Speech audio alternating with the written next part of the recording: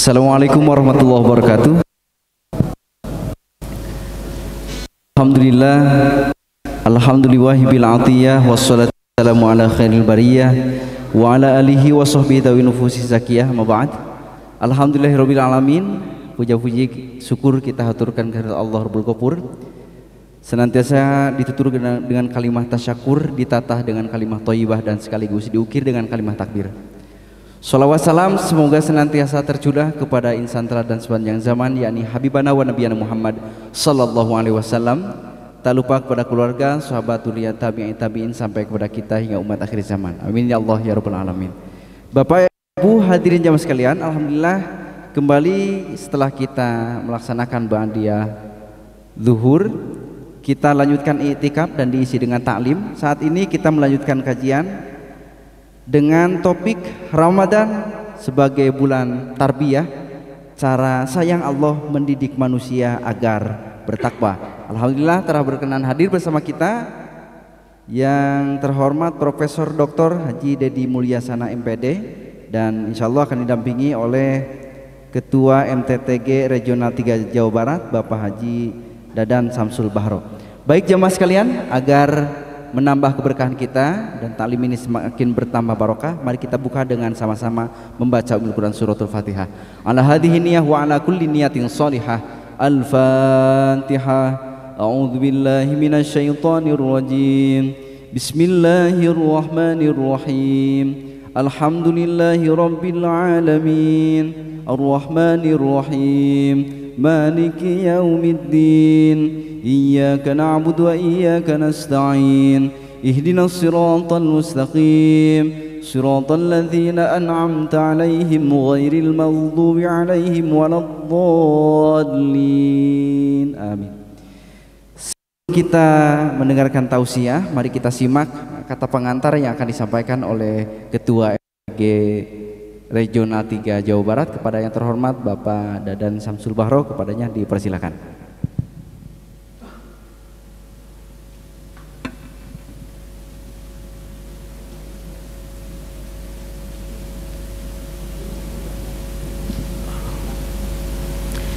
Bismillahirrahmanirrahim.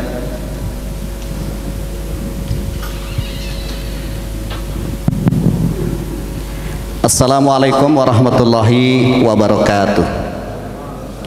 Alhamdulillahirabbil alamin. Allahumma shalli ala Muhammad wa ala alihi wa ashabihi wa barik wasallim. Asyhadu an la ilaha illallah wa asyhadu anna Muhammadan abduhu wa rasuluh. Jamaah Masjid Darul Ihsan yang semoga kita semua bersama-sama Subhanahu wa taala dirahmati, dilindungi dan senantiasa mendapat bimbingan. Jamaah, hari ini hari yang ke-7 bulan Ramadan. Bagi yang menjalankannya mulai dari hari Selasa ya. Kalau yang dari hari Senin mungkin hari ini hari yang ke-8. Dan alhamdulillah hari ini telah hadir bersama kita penceramah Bapak Profesor ya, Kiai Haji Dr. Dedi Mulyasana MPD. Beliau tinggal tetap saya di Cipamokolan ya, di Santosa Asih RW. Alhamdulillah beliau sudah hadir bersama kita.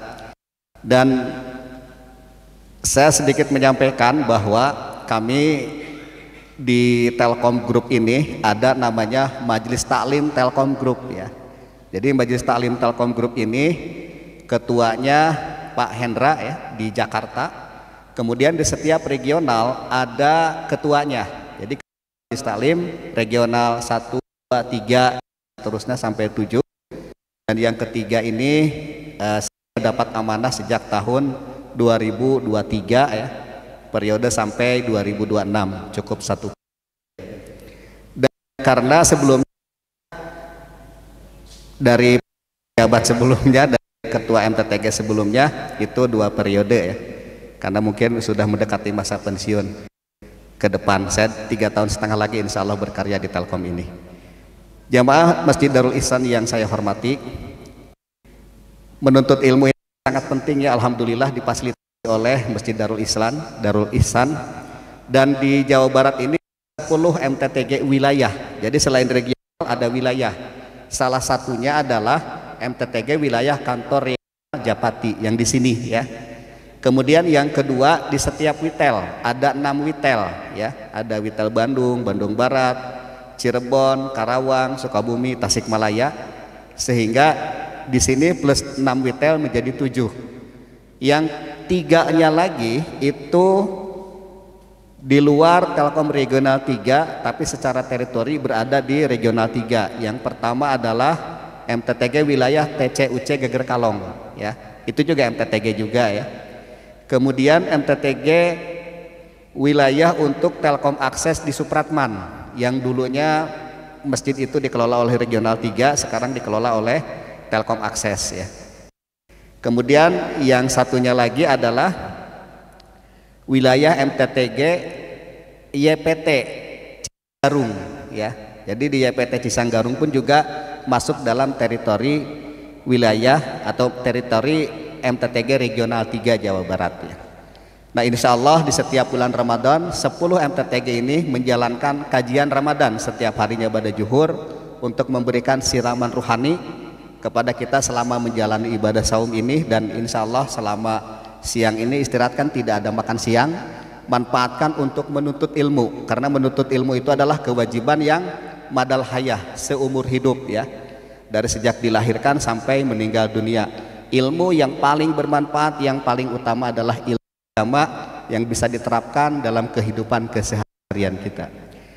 Jamaah Masjid Darul Ihsan yang saya cintai, topik kali ini adalah cara sayang Allah mendidik manusia agar bertransformasi menjadi bertakwa. Untuk itu mari kita simak bersama-sama yang akan disampaikan oleh Kiai Haji Profesor Dr. Dedi Mulyasana MPD. Kepada beliau dipersilakan. Angga. Dan saya tutup ya untuk saya sendiri. Assalamualaikum warahmatullahi wabarakatuh.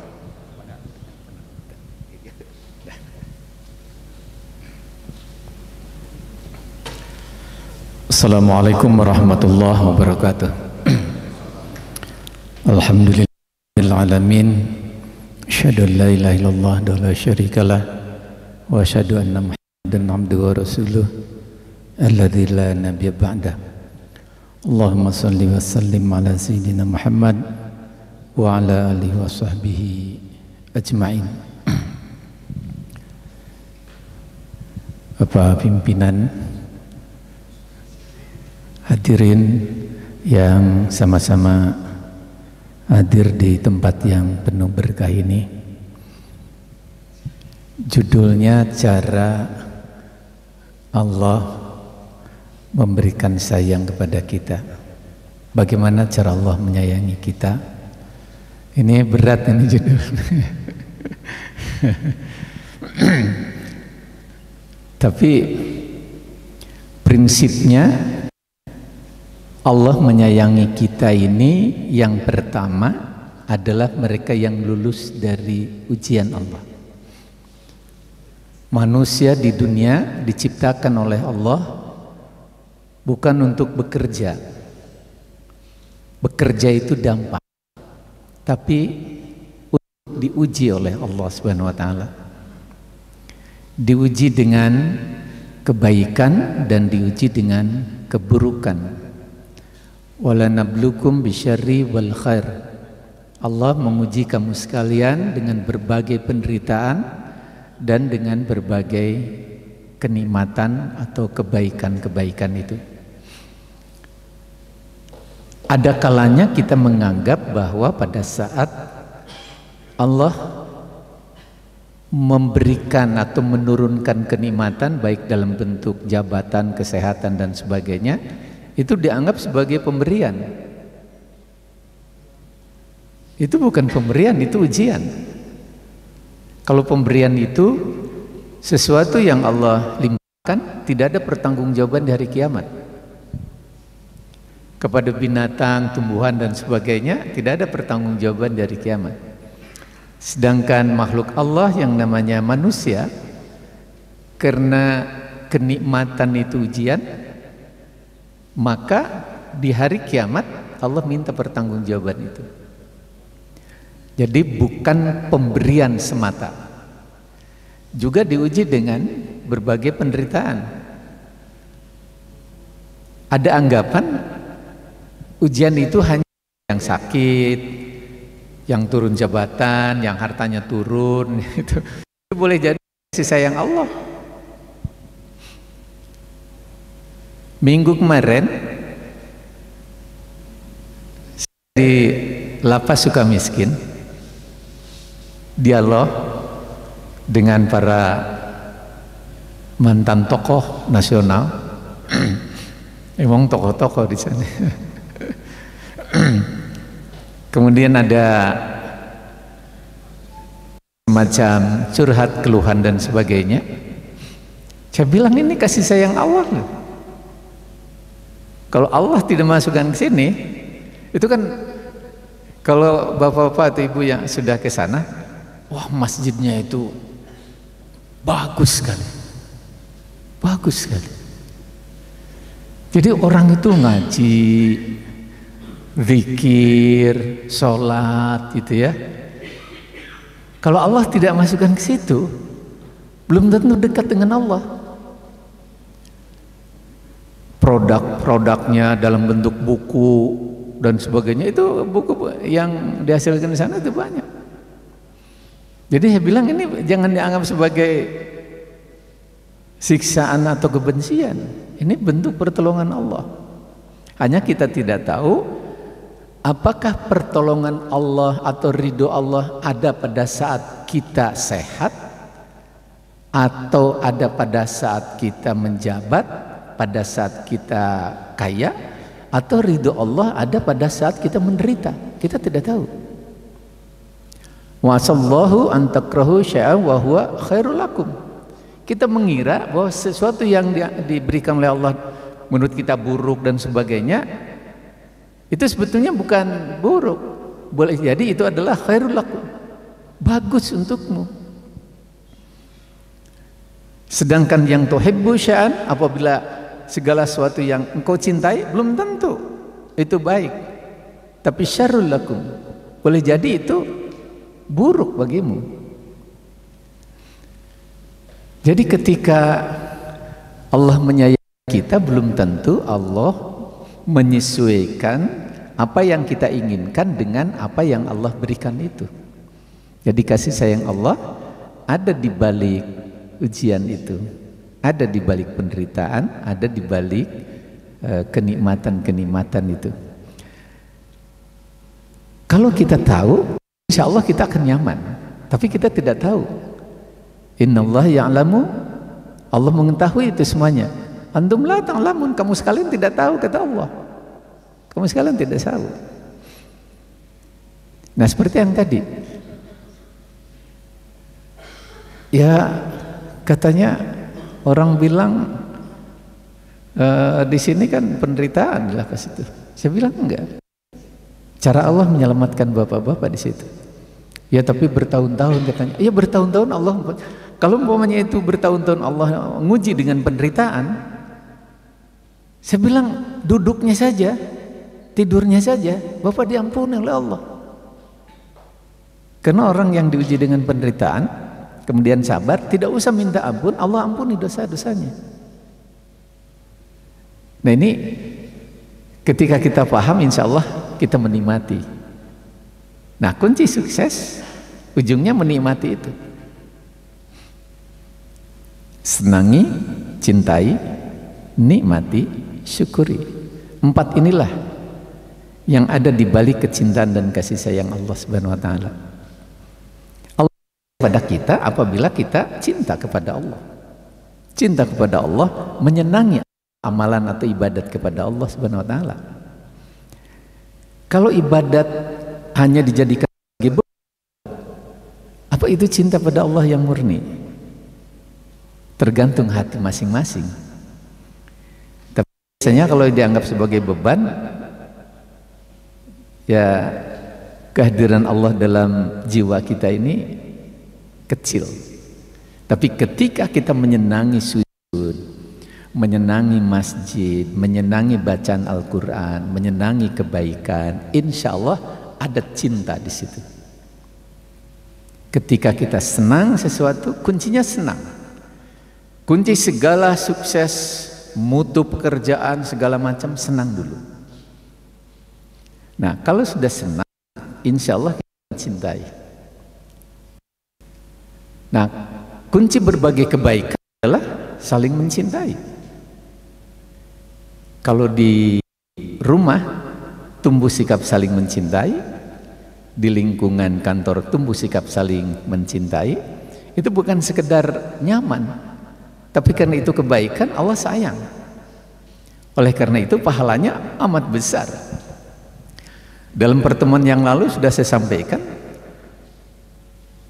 orang yang saling mencintai karena Allah itu bukan sekedar dia mendapatkan keuntungan di hari kiamat, tapi diirii ya, oleh para nabi sebelum nabi. Kata Nabi, di hari kiamat ada orang bukan para nabi, bukan syuhada, tapi dia disejajarkan dengan para nabi dan syuhada di hari kiamat itu. Dia bercahaya dan sumber dari cahaya. Orang yang dapat syafaat di hari kiamat, ciri-cirinya adalah wajahnya bercahaya. Karena itu Ustaz Adi Hidayat menyarankan ketika wudhu, pada saat cuci muka, dalam hati minta agar di hari kiamat muka ini, wajah ini diberi cahaya oleh Allah. Itu yang akan dapatkan syafaat. Nah, mereka bukan nabi, bukan syuhada, disejajarkan oleh Allah dengan para nabi dan syuhada. Dia bercahaya, dan nabi-nabi sebelumku iri dengan mereka. Kemudian sahabat bertanya, siapa dia Rasul? Kata Nabi, dia adalah orang yang saling mencintai karena Allah, bukan karena kekerabatan, dan bukan karena harta benda. Orang yang saling mencintai karena Allah, bukan kekerabatan dan bukan karena harta benda, dimanapun dia berada, insya Allah disejajarkan dengan para nabi dan syuhada di hari kiamat. Cintanya dari hati, bukan dari logika saja, dari hati nurani, dari iman. Karena itu, baik di kantor, orang yang saling mencintai karena Allah. Kalau cinta karena Allah itu bukan karena ada proyek saja ya, gitu.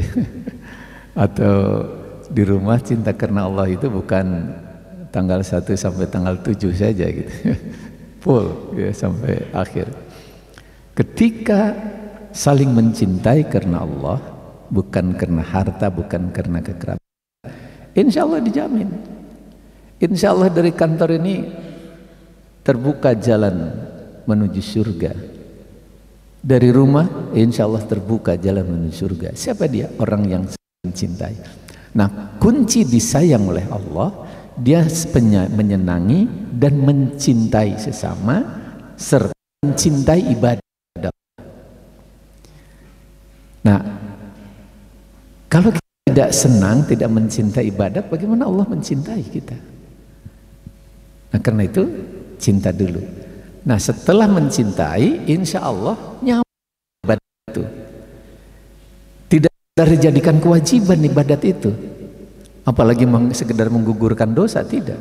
Tapi jadikan sebagai kebutuhan dalam hidup itu. Kalau kita sudah mencintai, insya Allah kita menikmati bacaan sujud itu. Karena yakin ketika sujud, kita membaca bacaan sujud, doa dan sebagainya, Allah melihat kita, Allah memperhatikan kita. Kata siapa? Itu kata Nabi.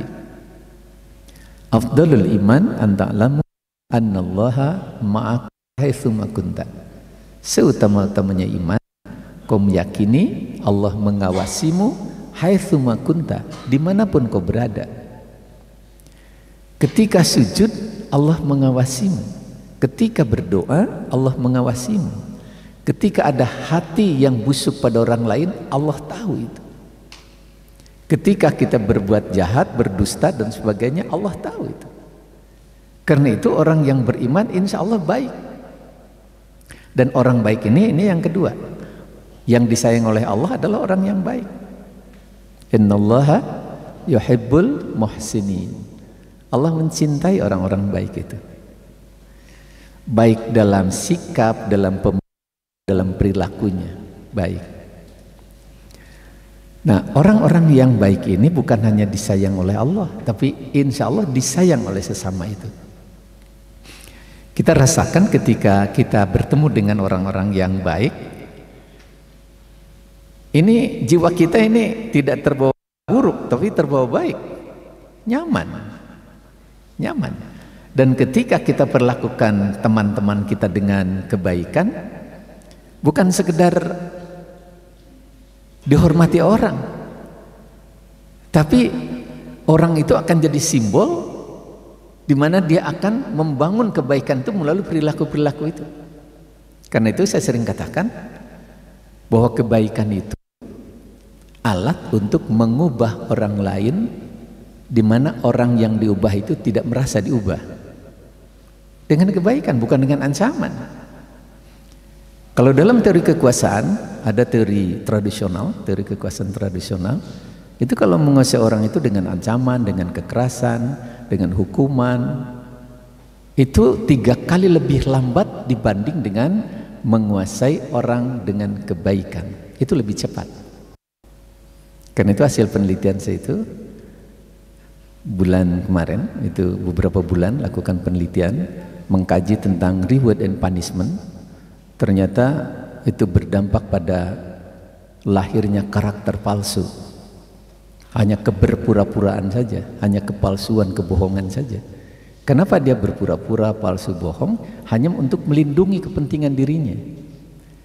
Kepentingan dirinya agar tidak dihukum, maka dia berdusta, dia palsu.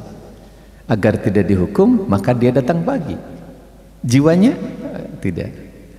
Karena itu tergeserlah dari riset itu, dari reward and punishment ke kindness strategy, strategi kebaikan. Dalam strategi kebaikan yang tadi saya sampaikan, itu bisa menguasai orang tanpa merasa dikuasai, bisa mengubah orang tanpa merasa diubah. Dan kebaikan itu bisa mengubah lawan menjadi sahabat.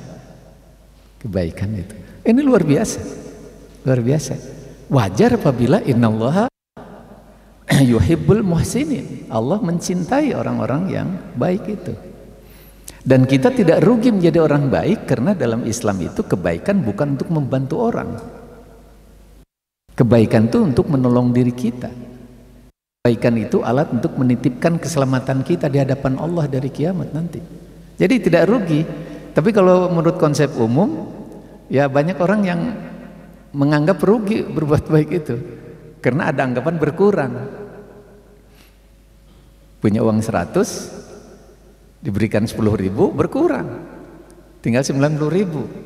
Dalam konsep Islam, punya uang 100, disedekahkan 10.000, bukan 90.000 sisanya, tapi 10.000 kali 700, 7 juta. Itu sudah selamat di akhirat itu. Yang 90.000 belum tentu milik kita, boleh jadi milik dokter itu, ya, atau boleh jadi milik copet, kita tidak tahu gitu. Nah, menurut konsep Islam, kita berbuat baik itu ya tidak akan rugi, karena itu adalah kebutuhan bagi orang yang paham akan akhirat. Nah, oleh karena itu orang-orang yang berbuat baik, insya Allah dia akan nyaman. Karena apa? Karena disayang oleh Allah, hidupnya nyaman. Orang yang disayang oleh Allah itu, Allah selalu melindungi dia, menjaga. Seperti bapak-bapak kalau punya bawahan, disayang oleh kita. Kenapa disayang? Dia jujur, dia baik, dia berprestasi, umpamanya disayang oleh kita. Apapun yang terjadi, kita dalam tanda petik melindungi. Allah lebih dari itu kepada orang yang baik. Baik itu pasti jujur. Kalau tidak jujur ya tidak baik lah. Katakanlah kebaikan, kita sudah melakukan kebaikan 99 kebaikan, kemudian dusta 1 kali, hancur itu kebaikan itu. Karena itu akan disempurnakan kebaikan itu oleh kejujuran, ya. Nah, siapa lagi yang disayang oleh Allah? Orang yang bekerja, ya, apabila ingin dicintai oleh Allah, yuhibbullah, apabila man amila, barang siapa yang melakukan amalan-amalan, ayyudkinahu, sempurnakan pekerjaan itu, baguskan pekerjaan itu. Itu bukan disebut disayang oleh pimpinan, disayang oleh Allah, akan disayang oleh Allah SWT. Kalau Allah menyayang, insya Allah sesama itu menyayang kita. Seperti yang tadi, pimpinan menyayang staf bawahan karena dia berprestasi. Kenapa? Dia kerja keras, selalu dibaguskan pekerjaan itu, selalu sempurna. Apalagi kalau dihubungkan dengan sekarang di era kompetisi ini, kalau masih ada orang yang menjual tenaga, menjual ilmu, menjual keterampilan, kalah itu ya, kalah gitu, tertinggal. Yang harus dijual adalah kepercayaan, yang harus dijual adalah kepuasan. Harga kepercayaan mahal, mahal. Orang yang dicintai oleh Allah adalah sumber kepercayaan, orang jujur gitu ya, orang baik gitu ya. Nah, tadi saya katakan, kita kalau ingin disayang oleh Allah, kerja bukan hanya dengan tenaga, bukan hanya dengan keterampilan, bukan hanya dengan ilmu semata gitu ya, tapi kerja menjual kepercayaan, kerja menjual kepuasan. Itu berlipat, itu harganya berlipat.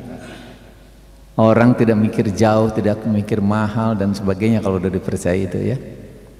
Nah, karena itu kunci agar kita memperoleh sesuatu yang yang menguntungkan bagi diri sendiri dan bagi lingkungan dengan keberkahan, kebaikan, kejujuran. Dan kalau kerja tadi, ayyudkinahu, baguskan pekerjaan itu, sempurnakan pekerjaan itu. Nah, kalau kita hanya bekerja biasa, itu hanya gugur kebaikan.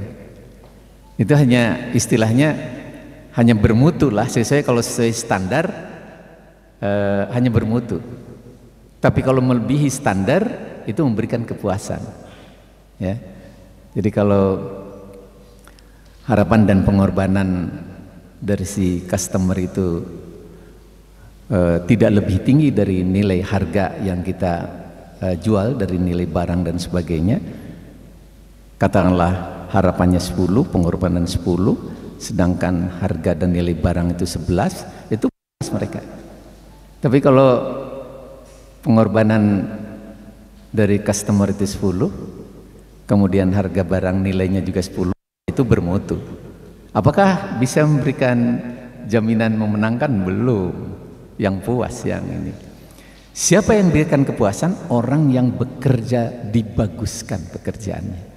Sekali lagi, dia tidak menjual tenaga, dia tidak menjual keterampilan, tidak sekedar menjual ilmu, tapi menjual kepuasan dan kepercayaan.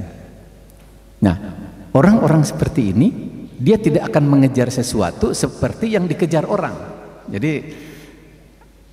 ada rahasia untuk menguasai masa depan itu. Katanya gini, jangan mengejar sesuatu yang dikejar orang dalam harta dan dalam jabatan, tapi jadilah orang yang dipercaya dan dibutuhkan oleh sesama. Itu tidak banyak dikejar oleh orang. Ketika kita menjadi orang yang dipercaya dan dibutuhkan oleh sesama, nggak usah capek-capek lah kayak orang ngejar ya. Kadang-kadang ngejar harta, mengejar jabatan itu menghilangkan, mengorbankan harga diri dan sebagainya. Ini tidak. Sekali lagi, jangan mengejar sesuatu yang dikejar orang dalam harta dan jabatan, tapi jadilah orang-orang yang dibutuhkan dan dipercaya oleh sesama. Siapa dia? Orang yang baik, orang yang kerja keras, orang yang saling menyenangi pekerjaan. Itu yang disayang oleh Allah Subhanahu wa taala. Siapa lagi yang disayang oleh Allah? Orang yang datang kepada Allah dalam keadaan berlumurkan dosa dan kemaksiatan. Itu orang yang disayang oleh Allah. Bukan orang yang, kalau yang baik ya insya Allah udah disayang lah. Ini lebih disayang oleh Allah. Siapa dia? Orang yang datang kepada Allah, kata Nabi, dalam keadaan berlumurkan dosa dan kemaksiatan. Dia bertobat kepada Allah Subhanahu wa taala. Apa sebab? Karena manusia ini tidak selamanya benar, tidak selamanya salah, tidak selamanya baik, tidak selamanya buruk. Hari ini boleh jadi salah, esok hari dia menjadi orang baik. Sekarang ini jahat, lusa jadi orang soleh. Saya agak berbeda pendapat dengan ada teori sosiologi, teori labeling namanya. Jadi yang diingat oleh orang itu adalah keburukan-keburukannya katanya. Nah, Islam itu tidak berharap pengakuan, tidak berharap diingat oleh orang, tidak. Tapi pengakuan dari Allah Subhanahu wa taala. Ya bolehlah umpamanya ini keburukan-keburukan diingat terus. Biar manusia mengingat gitu. Tapi oleh Allah tidak. Yang disayang oleh Allah adalah orang-orang yang boleh jadi sekarang jahat, tapi dia datang kepada Allah dalam keadaan bertobat kepada Allah Subhanahu wa taala. Nah, sekarang banyak orang yang orang hijrah, ya gitu ya, hijrah. Keadaan bertato segala macam. Alhamdulillah. Kalau dulu jauh dari Allah, sholat pun tidak, sekarang mulai sholat. Ada juga orang yang ini ngobrol panjang lebar. Pada dia katanya, sekarang alhamdulillah saya sudah bisa sholat Jumat. Sehari-hari belum. Kalau dulu Jumat tidak, sehari-hari tidak. Ya Allah, saya bilang, ini rambut udah memutih, masih begitu gitu.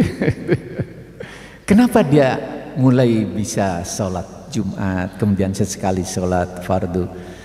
Karena diuji keluarganya oleh Allah Subhanahu wa taala. Nah, dengan cara menguji boleh jadi Allah sayang agar dia dekat dengan Allah Subhanahu wa taala gitu.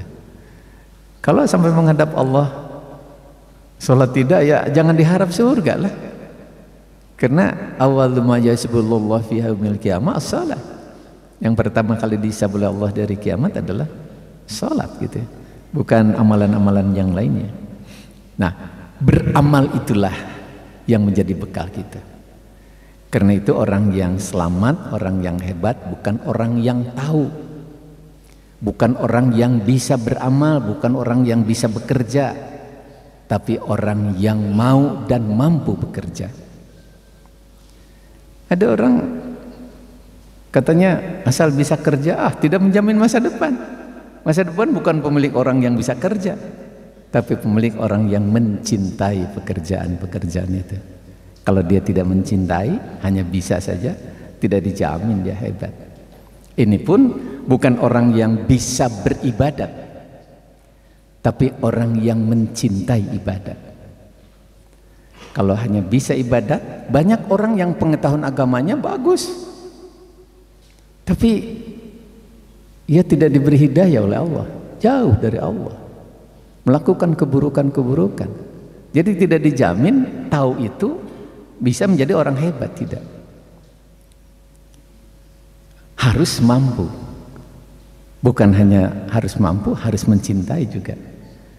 Nah, saatnya kita meningkatkan agar kita menjadi orang-orang yang bertakwa. Karena saum ini ujungnya adalah la'allakum tattaqun. Ujungnya adalah kita diharapkan menjadi orang bertakwa. Kalau tidak sampai menjadi orang bertakwa dalam 1 bulan di mana kasih sayang Allah turunkan, keberkahan Allah turunkan dan sebagainya, ujungnya tidak menjadi orang takwa, maka itulah yang disebutkan Allah Subhanahu wa taala, Nabi mengaminkan ketika malaikat Jibril menyebutkan celaka orang yang melewati bulan Ramadan tapi tidak mendapatkan ampunan dari Allah Subhanahu wa taala. Amin katanya gitu. Waktu sudah terasa ya.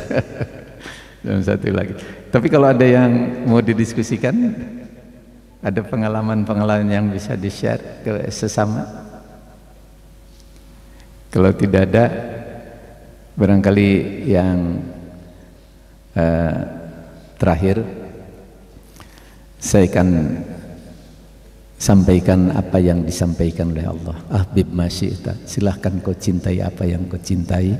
Fa innaka mufarriquhu, ingat kau akan berpisah dengan apa yang kau cintai.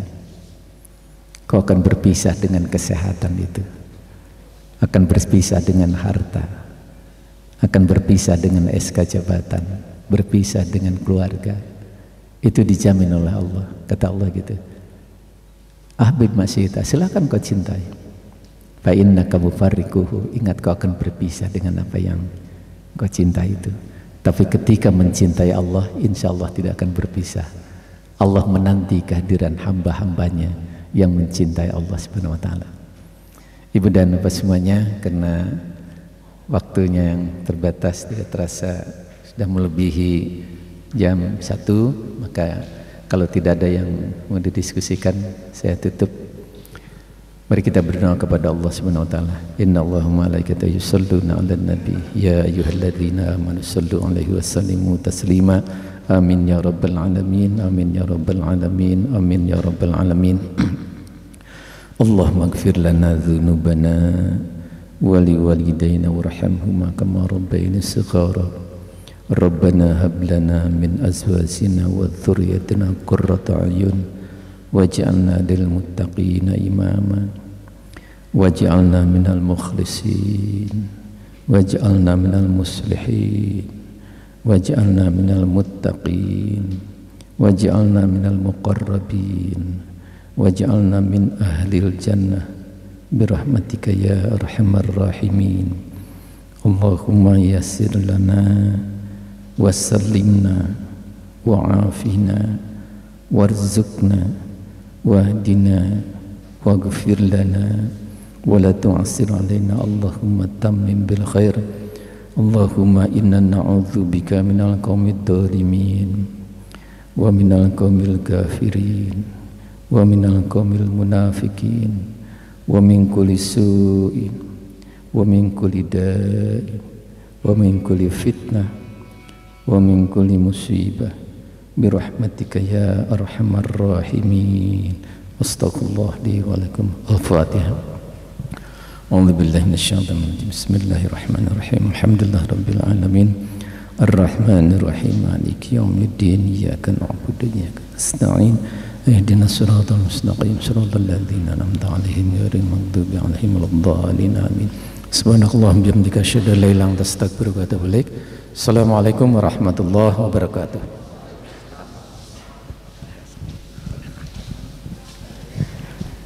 Assalamualaikum warahmatullahi wabarakatuh. Alhamdulillah, terima kasih Kiai atas ilmunya.